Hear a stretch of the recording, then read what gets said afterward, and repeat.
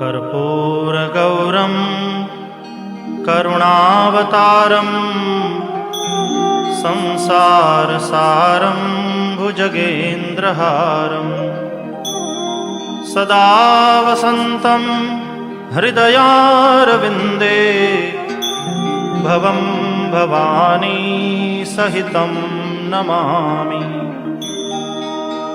मङ्गलं भगवान् शम्भुः मङ्गलं वृषभध्वजः मङ्गलं पार्वतीनाथो मङ्गलायतनोहरः।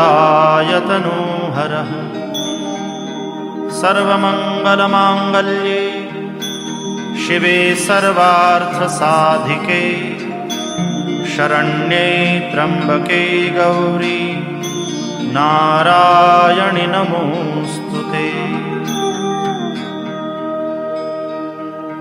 अथ मन्त्रपुष्पाञ्जलिः।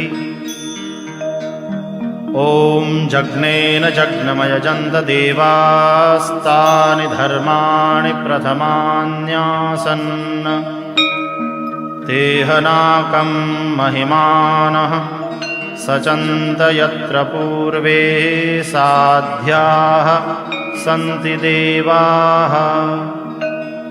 ॐ राजाधिराजाय प्रसह्यसाहिने नमो वयं वैश्रवणाय कूर्महे।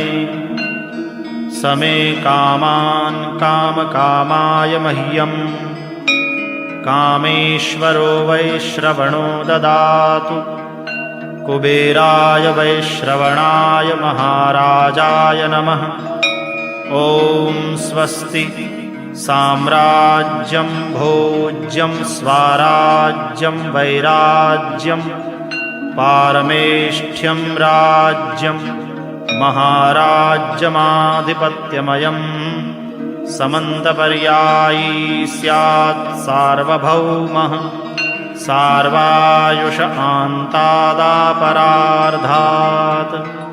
पृथिव्यै समुद्रपर्यन्ताया एकराडिति तदप्येष श्लोकोऽभिगीतो मरुतः परिवेष्टारो मरुत्तस्या वसन् गृहे आवीक्षितस्य काम